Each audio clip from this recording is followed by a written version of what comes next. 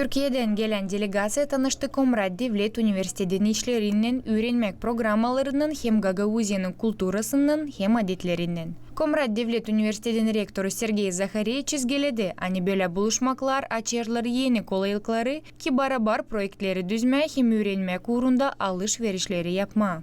Bugün Komrat Devlet Üniversitesi'nde geldi 30 tane hocamız Türkiye'den. Bunlar hepsi bağlı Türkiye'nin üniversitelerine.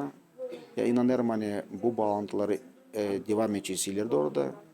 İnanıyorum hani birkaçı da olacak bizim profesörümüz hangisine çalışacak burada. Bu bağlantılar bize veren ne?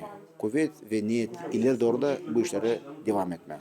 Türkiye'nin Kocaeli Üniversitesi'nin profesörü doktoru Faik Çelik çizgiledi. Ani lazım kavletme bağlantıları öğrenmek hem bilim uğurlarda. Moldova tarihsel bağlara sahiptir Türkiye ile. Ayrıca Balkan kültürüyle Türk kültürü birbirine çok yakın kültürler. Dolayısıyla komşuyuz da biz. Hem Türkçe'de bir laf var. Komşu komşunun külüne muhtaçtır. Dolayısıyla da bu komşuluğu sürdürmek, birbirimizin refahına, gelişmesine katkıda bulunmalıyız. Tabii ki Gagavuzya'ya gelmek ayrı bir keyif. Gagavuzya'nın daki Türklerimiz Moldova'yı seven, Moldova'ya katkıda bulunan insanlar. Burada onları görmek, Gagavuz Türklerini görmek. Delegasiyanın pay alanları Türkiye üniversitetlerinden temsilciler. Profesör Dr. Mehmet Tıylı açıkladı. Ani misafirlerin taçoyuna değini bu ilk tanışma Gagavuzya'nın hem Komrat Devlet Üniversitesi'nden. Dolayında sıcak karşılaması ta bir kere gösterdi yaşayanların açıklığını.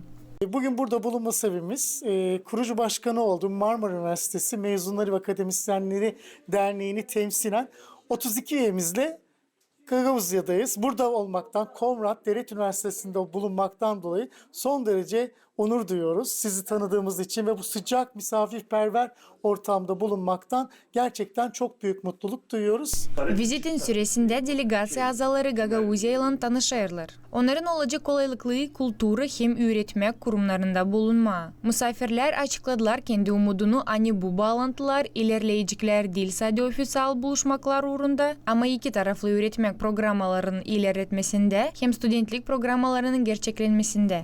Çok mutluyuz buraya geldiğimiz için. Ben Moldova'ya daha önce de gelmiştim ama buraya gelmemiştim. Dolayısıyla Mehmet Hoca'nın bu organizasyonu ve Faik Hoca'nın bu organizasyonunun nedeniyle çok mutlu oldum. Hepimiz, tüm arkadaşlarım severek geldik. Çok da güzel karşılandık. Dolayısıyla çok mutluyuz. Umarım bu sadece bir ziyaretle kalmaz. Bundan sonraki ilişkilerde de etkili ve tüm öğrenciler için özellikle üniversite için de faydalı olur. Komrat Devlet Üniversitesi'nden nişanladılar. Ani halklar arası partnerlerle bağlantılar öğrenmek kurumun ilerlemesinin önemli uğru. Böyle vizitler verirler kolaylık iyi bağlantılarını kurma, yeni üretmek programmalarını geliştirme, hem başka devletlerden iş bağlantılarını kabil edip ilerleme. Anna Çibanova, Grigoriy Stavilov, Irina Rezunets, GRT Haberler.